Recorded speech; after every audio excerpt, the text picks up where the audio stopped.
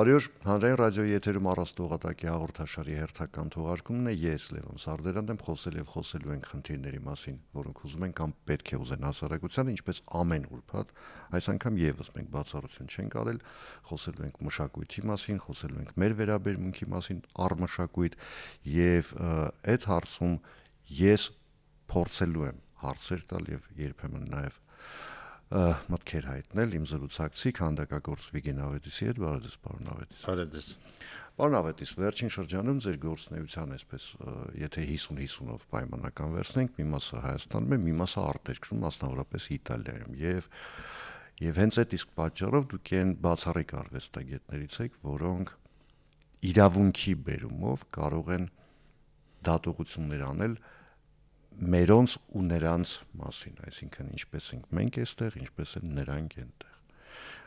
մասնավորապես մշակույթի նկատմամբ վերաբերմունքի իմաստով, կա տարբերություն այստեղի եւ այնտեղի մեջ։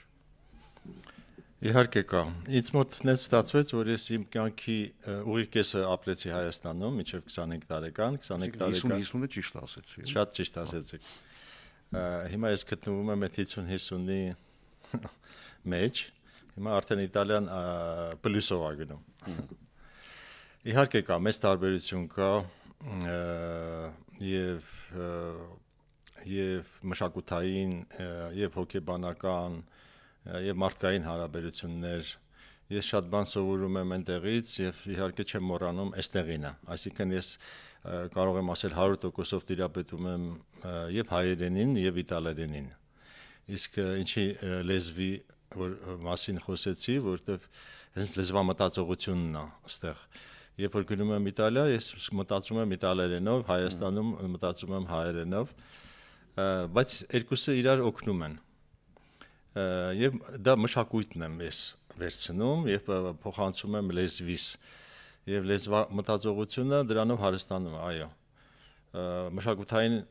տարբերություններ կան, բայց ընդհանրություններ էլ շատ կան։ Ընդհանրությունները որոնք են։ Ընդհանրությունները դրանք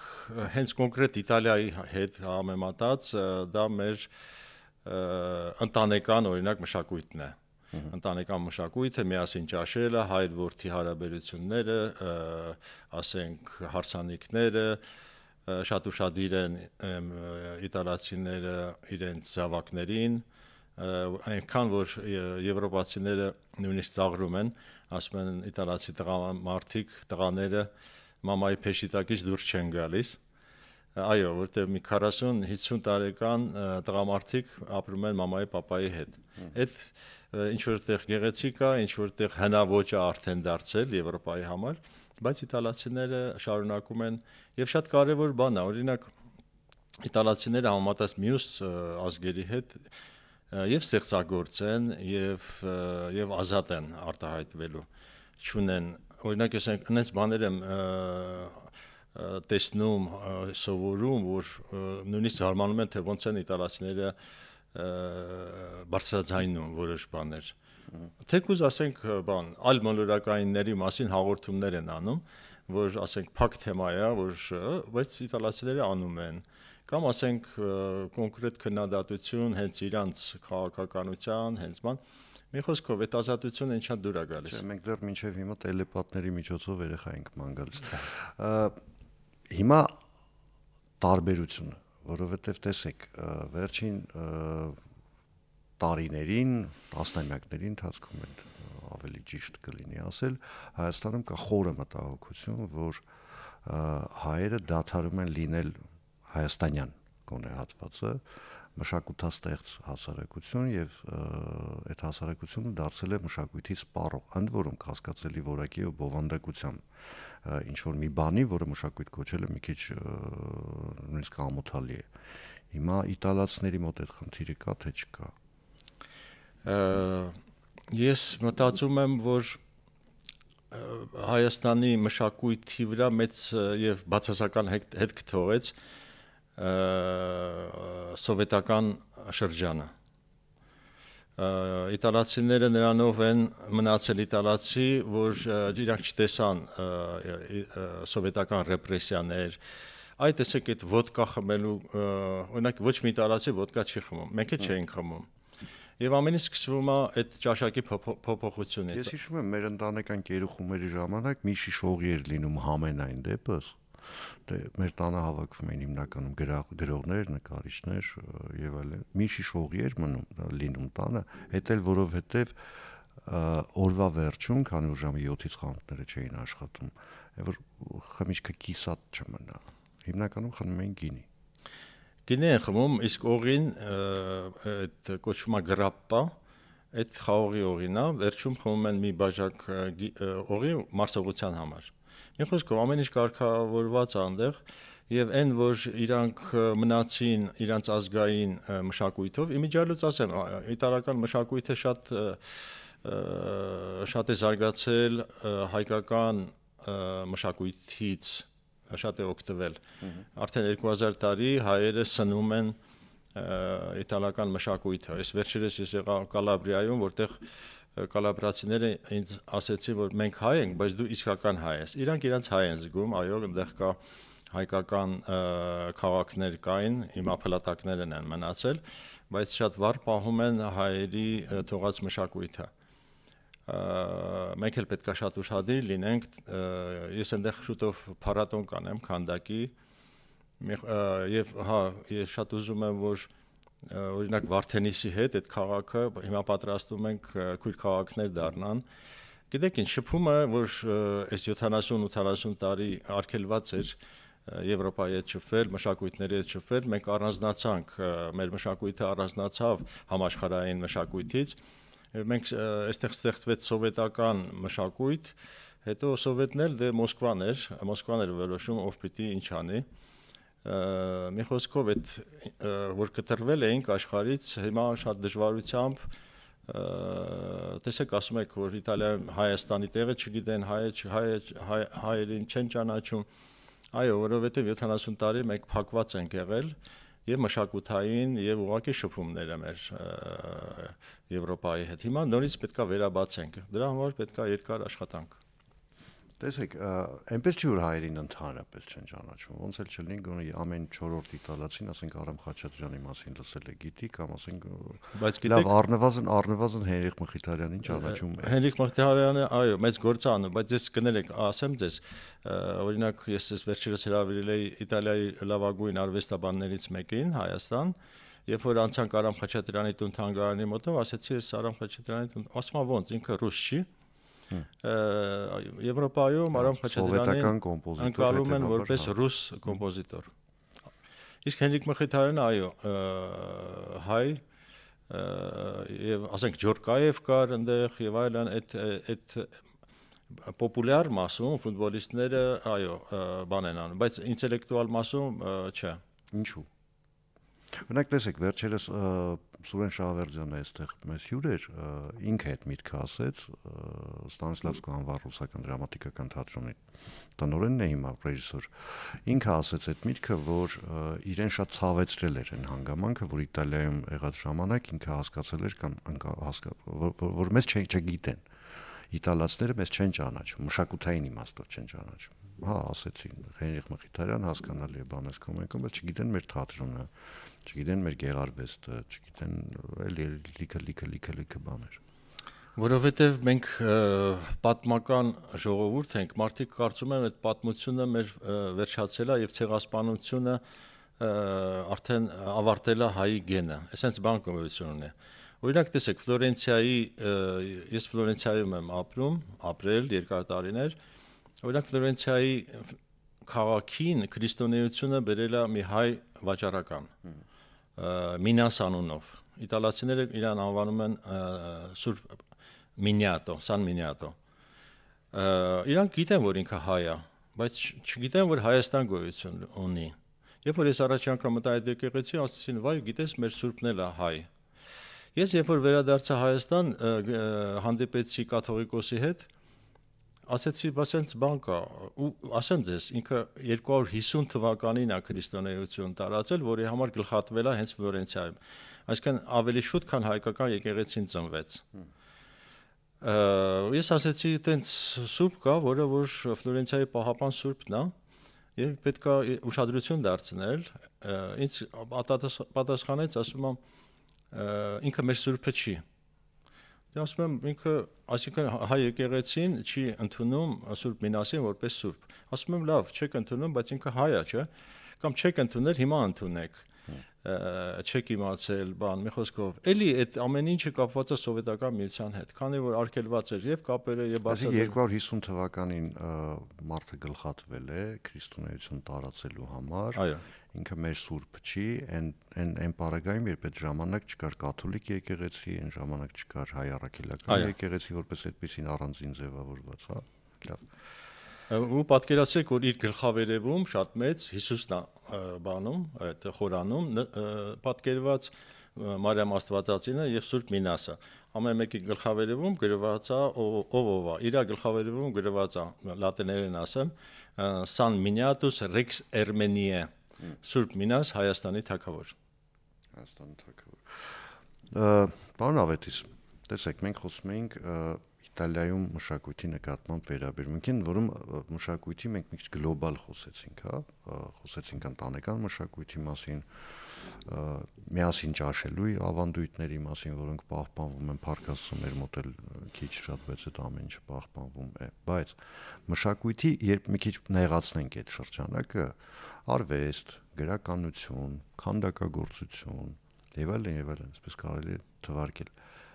վերաբերմունքը Իտալիայում ես գիտեմ, որ բոլորովին այլ է, ինչ Հայաստանում։ Մենք սիրում ենք պարծենալ, ինչը բնական է, այն պատմությունը, այն ժառանգությունը, որ ունենք մենք, դա պարծենալիք է։ Այն ժառանգությունը, որ ունեն իրենք, պարծենալիք է։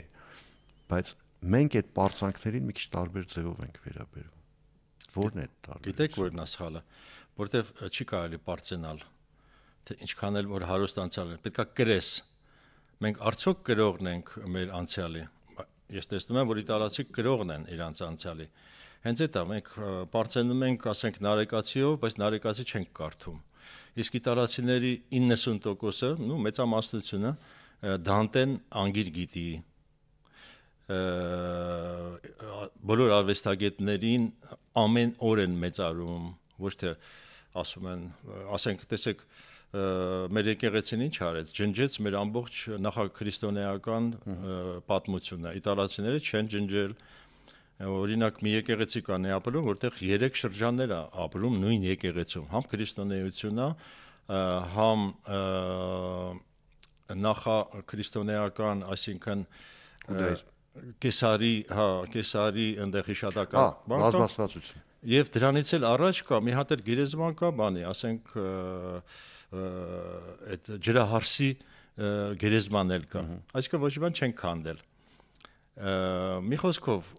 մեր մոտ կտրտված է։ Մենք չգիտենք, ես որ գնում եմ եկեղեցի, ինձ ասում են եկեղեցում, ասում են մութ ժամանակները նախաքրիստոնեական։ Չէ, այդ էլի մերն է, հասկանում եք, մենք կտրեցինք։ Հետո սովետն եկավ, սովետը արգելեց եկեղեցի գնալ, քանդեց եկեղեցիները եւ մենք մեծացանք որոշ ժամանակ հակաքրիստոնյա, այսինքն ոնց էր կոչվում, ագրեսիվ աթեիստ։ Աթեիզմ, հա, աթեիստ, մենք չգիտենք ով ենք, ասենք մոռացել ենք, կտրտվեց մեր հիշողությունը պատմական, հասկանում եք, անգամ դարձանք հակաքրիստոնյա, աթեիստ, մերժող մեր եկեղեցին, հիմա ուրիշ արժեքներ, մի խոսքով մեզ չեն թողում հանգիստ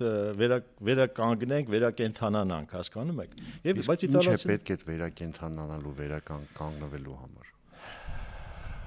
Ինչ պայմաններ պիտի ստեղծվեն, որտեղ օրինակ տեսեք, վերջին 15, 20, 25 տարվա ընթացքում Հայաստանում անընդհատ այդ վեճը կա, թե արդյոք մշակույթը պիտի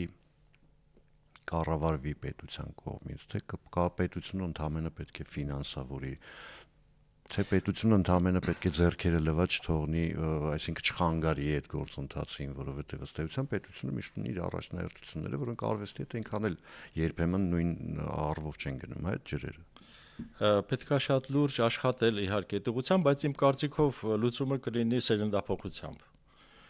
Կգա նոր սերունդ, կբերի իր հետ նոր ձևաչափ, դա կլինի ասենք 30, 40, 50 տարի հետո, երբ որ ես չեմ լինի, որտեվ ես մեկա կրողն եմ այդ սովետական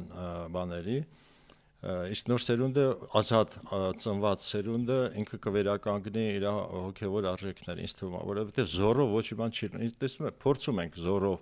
ինչ որ բան փոխենք, բայց դա պետք է լինի քաղաքակրթական փոփոխություն, այսինքն այս չես կարող էլի բանին այդ աթեիստին քրիստոնյա դարձնես, ինքը արդեն աթեիստ է, ինչքան էլ բացատրես, որ գիտես քրիստոնեությունը սենց։ Մի խոսքով պետք է վերականգնել հոգևոր արժեքները, որը որ եթե փչանում է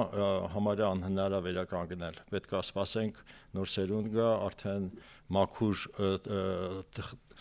մաքուր թղթից սկսի գրել իր պատմությունը։ Բայց նոր սերունդը որ գա, այն միջավայրը, որում մենք ապրում ենք, ես եւ դուք միասին, ոնց պիտի հնարավորություն տա, որ ինքը մաքուր մտնի այդ իր ժամանակը, որտեվ հա ես հասկանում եմ, ընդունում եմ, որ աղբանոցում էլ է երբեմն վարդաճում, հա, բայց դա ավելի ճիշտ, ավելի շատ բացառություն է, ոչ թե օրինակ։ Նայեք, օրինակ ես 10 տարի առաջ տեղադրեցի իմ ընկերոջ քանդակը աշտարակում։ Ինքը Ֆլորենցիայի ակադեմիայի պրոֆեսոր էր, ինքը բանաստեղծ է, շատ գրքերի հեղինակ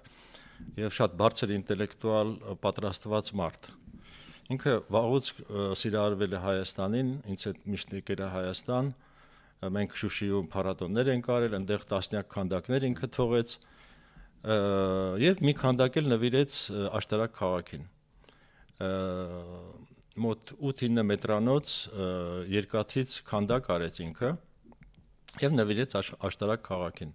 որը կոչվում է խաղաղության ծառ։ Այդ 14 թիվն էր։ Ինքը ինձ ասեց՝ Վիգեն, ձեզ համար ամենակարևոր բանը խաղաղությունն է, դուք չեք հասկանում։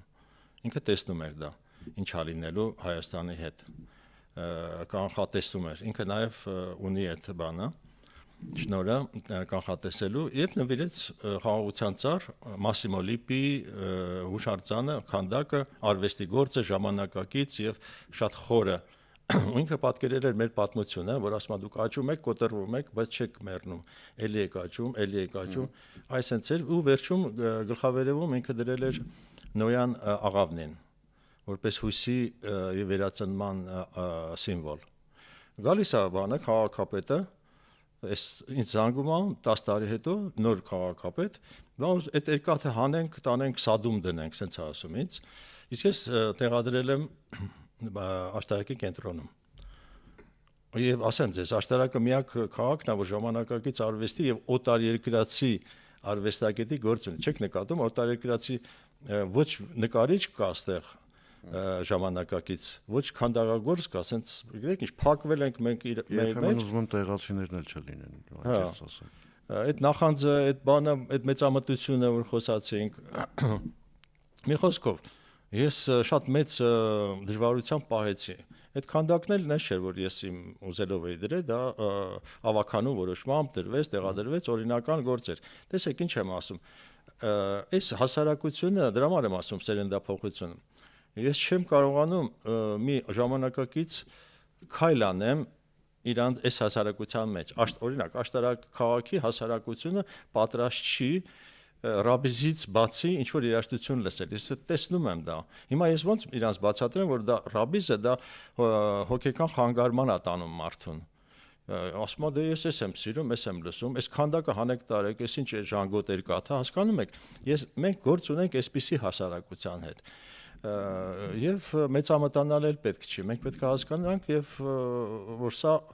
անուղղելի է, ինչ որ կատարվել է այս պահին Հայաստանի հետ, Հայաստանի մշակութային ընկալումների հետ, ես զարմանում եմ ոնց կարելի է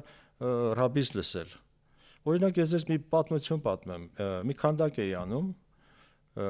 ու ավարտին էի հասցնում այս քանդակս ու դեմքի վրա էի աշխատում, դեմքը չէր ստացվում։ Հա անում մարմար էր դա էլ չես կարա շատ աշխատես, պետքա չափերս արդեն անցնում է, ես հասնում եի արդեն մինիմումին։ Մեկ էլ հասկացա ինչու նախնդիրը, ականջակալներով էի գործանում, այնտեղ լսում էի թեթև երաժշտություն։ Ռաբիզ չէր իհարկե, բայց թեթև սենց ժամանցային երաժշտություն։ Հա։ Ու հասկացա, ու մի անգամից փոխեցի բան, բախ դրեցի։ 5 րոպեում ավարտեցի գործը։ Ես դες օրինակ եմ ասում, որ ես ապրել եմ, թե ինչ է անում ցածր երաժշտությունը, միջին երաժշտությունը եւ բարձր երաժշտությունը։ Բացեք, դուք բերեցիք օրինակը ձեր վրա, այսինքն անհատի դեպքում ներքին կառուցվածք է փոխվում, կախված նրանց թե ինչ ես նայում, ինչ ես լսում, հասարակության դեպքում էլ է մոտավորապես նույն բանը, որովհետև հասարակությունը չէ, ինքը կենդանի օրգանիզմ է։ Եվ հիմա այդ կենդանի օրգանիզմին դու պիտի տաս այս կամ այն կարգի կամ այս կամ այն որակի սնունդ, հիմա հասարակությունը բնականաբար, ինչպես ցանկացած հասարակություն, ինքը գնում է ֆաստ ֆուդի վրա։ Այդ ձեր ասած ռաբիսը, այն մյուսը, դրանք հեշտ ուտվող, արագ մարսվող սնունդ են, որոնք օրգանիզմին ոչինչ չեն տալիս, բացի ձեր ասած առողջական խնդիրներից, ճարպակալում, շաքար եւ այլն։ Հիմա առողջ սնունդը դա իրական մշակույթն է։ Իրական մշակույթը մենք այսպես ընդունված է պնդել, որ դա ամեն ինչի հիմքն է, բայց ինքը իրենով մշակույթ, ինքն էլ օթում չի կարող մնալ, չի կարող լինել, ինքն էլ ինչ որ հիմնասյուներ պետք է ունենա։ Ըստ ձեզ որոնք են հիմնասյուները, որի վրա պիտի հենվի մշակույթը, որ հետո այդ ամբողջ կառույցը, հասարակություն, պետություն, երկիր կառուցվի դրա վրա։ Հայաստանում մասնավորապես Դե դա աշխատանք է, որ մարդը պետքա իր վրա աշխատի, չգիտեմ, այդ շատ բարդ հարց եք տալիս, ես դրա պատասխանը չունեմ, դա ինքնազարգացում, ասենց ասեմ, սկսած, նախ ասեմ ձեզ, ամենից սկսվում է մամայի կերակուրից, թե մաման ինչ կերակուրներ է պատրաստում, ինչքան համով կերակուր պատրաստեց, տեսեք, իտալուհիները ֆանտաստիկ խորարներ են, տենց երիտասարդ աղջիկ չկա, որ չիմանա լավ պատրաստել, դա շատ կարևոր է, որովհետև մարդու գեղարվեստական ճաշակը ձևավորվում է ուտելիքից, մաման ինչքան համով ճաշակ, այսօր ինչ են անում, օրինակ ինչի Ամերիկան այդ վիճակում է, այդ ֆաստ ֆուդների մասին խոսեցինք, որովհետև երեխաներին սնում են այդ արհեստական կերակուրներով։ Մամայի կաթով պետք է, տեսեք Եվրոպայում բանում արդեն սկսել են կաթել չտան, կուրծքը ձևափոխվի։ Հարցը դրա մեջ է, չէ, պետքա կրծքով կերակրել եւ պետքա մաման շատ համեղ պատրաստի, որից սկսում է գեղարվեստական ճաշակ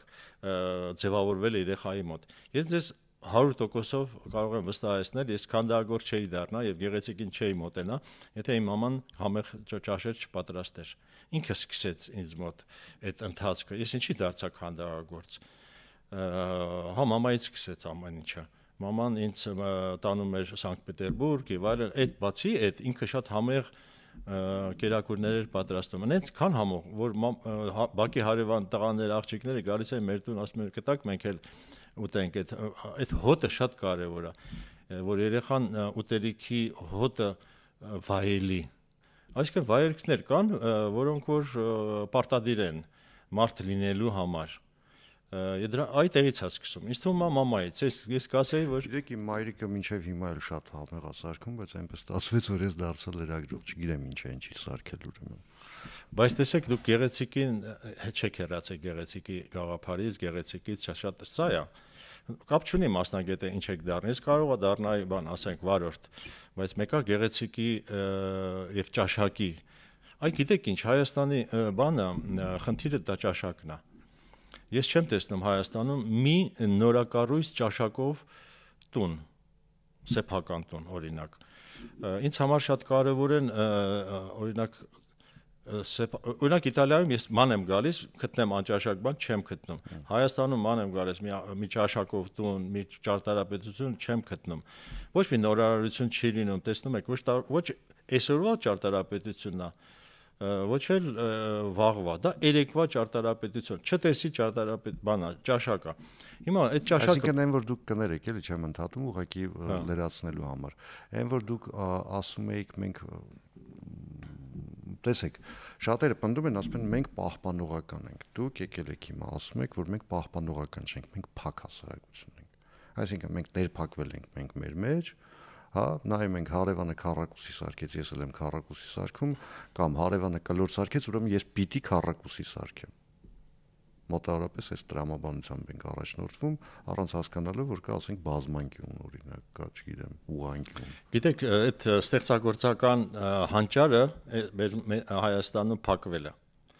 տեսեք, ես նայում եմ, էլի զարմանում եմ, այդքան օրնամենտներ ունենք, չէ՞։ Խաչքարերից սկսած այնտեղ մագաղատների մեջ ձևավորումները, նույնիսկ դրանցից օգտվել չեն կարողանում։ Այդքան պաշարա թողնਵਾ, դրա համար էի ասում, պետքա կրողը լինենք։ Կրել նշանակում է օգտագործել։ Տեսեք, իտալացիները, ասենք 15-րդ դարում Դավիթ էին քանդակում, Միքելանջելոն, բայց 25-րդ դարում 25 թվականին 2000 իրանք չեն քանդակում Դավիթ։ Դա աբսուրդ է, որ այս թվին Դավիթ կան։ Իրանք քանդակում են արդեն Դավիթը կա։ Հա, իրանք քանդակում են Ֆերարի։ Հասկանում եք, դա նույն բանն է, Ֆերարին թե Դավիթը, դա ճաշակն է, բարձրագույն որակն է։ Դու պետքա ձգտես ամեն ինչում բարձրագույն որակի։ Իտալացիները մինչև այսօր ձգտում են բարձրագույն որակի։ Էս է աճը մշակութային, որ դու այսօր ստեղծում ես այսօրվա գլուխգործոցը։ Ինչ պետք չի երեկվա գլուխգործոցը հետ բերես այսօր, հասկանում ես, Հայաստանում իտալացիների ստեղծած գլուխգործոցների մասին եթե խոսենք, մենակ այն որ մեր տաներում օգտագործվող բոլոր գազի կաքսաներին ասում ենք բաքսի, այդ արդեն իտալական մշակույթի կրելն է։ Լսի, ամբողջ մոդան իտալականն է, ճարտարապետությունը, դիզայնը, ներքին դիզայնը եւ արտաքին դիզայնը իրանք են։ Տեխնոլոգիաները էլի իրանք են։ Այսօր ռազմական տեխնոլոգիաներում այդ Ռաֆայելը, որ Ֆրանսիան ասում է այդքան մերն է, չէ, էլի իտալացիներն է։ Այդ մեքենաշինության մեջ ամենագեղեցիկ դիզայներները եւ ֆրանսիական մեքենաների նաեւ այդ իտալացի ճարտարապետներն են եւ դիզայներներն են։ Մի խոսքով ապրող ժողովուրդը սա է, ստեղծագործող, ստեղծագործեք։ Պետք այստեղ շատ մեծ բաներ չկան, ասենք, ասում եք ինչի վրա կանգնենք։ Պետքա հասկանալ, որ պետքա կրել մշակույթը, այսինքն օգտագործել։ Եկեք օգտագործել, այդքան մեծ բան են թողել, չէ՞, մեր անցյալներ, ժառանգություն են թողել, բայց մենք դրանից օգտվել չգիտենք։ Սա մեծ խնդիր է։ Պետքա սովորենք եւ հայկականից սովորել եւ իտալականից սովորել։ Օրինակ ես երկու վարպետ եմ ունեցել իմ ստեղծագործության մեջ։ Առաջինը Արա Հարությունյանն էր, քանդակագործ, երկրորդը Միքելանջելոն։ Ես երկուսից էլ օգտվում եմ եւ ստեղծում եմ իմը։ Այսինքն ես այսօրվա իմ խոսքը այդ իմ երեկվա սովորածն է, բայց ես չեմ կրկնում ոչ Արա Հարությունյանին, ոչ Միքելանջելոյին, բայց երկուսն էլ իմ ուսուցիչներն են եղել։ Այսինքն դու պետք է վերցնես եւ ներկայացնես այսօրվա լեզվով, ոնց որ ասեցի, իտալացիները Դավիթը Միքելանջելոյի վերցրեցին, դարձրեցին Ֆերարի։ Ով դա պիտի անի, պարոն Ավետիս։ Տեսեք, ինչի համար եմ ես հարցում ով պիտի դա անի, որովհետև երբ խոսում ենք խորհրդային միության, խորհրդային շրջանի մասին, լավ հասկանալի է, երկաթե վարակույր, փակ համակարգ եւ այլն, չնայած այնտեղ էլ ինչ որ բաներ կային, հա, տարբերակներ կային, որ ինչ որ բաներ մեզ հասնում էին, գոնե մեզ հասնում էին, լավ։ 21-րդ դարում խոսել փակ համակարգի մասին մի քիչ անհեթեթ է, որովհետև ամեն ինչ բաց է, ամեն ինչ, բառացիորեն դու կարող ես on-line մտնել աշխարհի ցանկացած, բայց մենք սովոր չենք բացից օգտվել։ Էսա, այդ սերունդը, որ խոսեցինք, այդ աթեիստ սերունդը, ինքը սովոր չգիտի ոնց օգտվի այդ բաց պատոհաններից, հասկանում եք։ Դրա համար ասում եք մենք պահպանողական ենք, չէ, մենք պահպանողական չենք, մենք անգրագետ ենք։ Այս այա պետք է ասել, սենց է պետք է ասել։ Դա գրագիտությունն է։ Եթե դու անճաշակ ես եւ ասում ես ես պահպանողական եմ, չէ, դա անճաշակություն է, դա պահպանողականության հետ հեչ կապ չունի։ Դա բան է, ինչ ասեմ, օտար Հայաստանում օրինակ բան է, ստեղծվել է օտար մշակույթ։ Դա թուրքական մշակույթն է, դա ռաբիզմն է, դա անճաշակությունն է։ Լսի, մարդը չի կարող անճաշակ որևիցե բան անի։ Մարդ լինելը դա նշանակում է ճաշակով լինել։ Սա պետքա չասենք, վայ ինչ ճաշակով մարդը, անճաշակը պետքա բացառվի։ Շնորհակալություն։ Ես եմ շնորհակալ։ Զրույցի համար հիշեցնեմ իմ զրուցակիցներ քանդակագործ Վիգեն Ավետիսը, ես Լևոն Սարդարանն եմ, կհանդիպենք արդեն երկու շաբթի օրը նույն ժամին, նույն վայրում հաջողություն եւ համբերություն բոլորիս։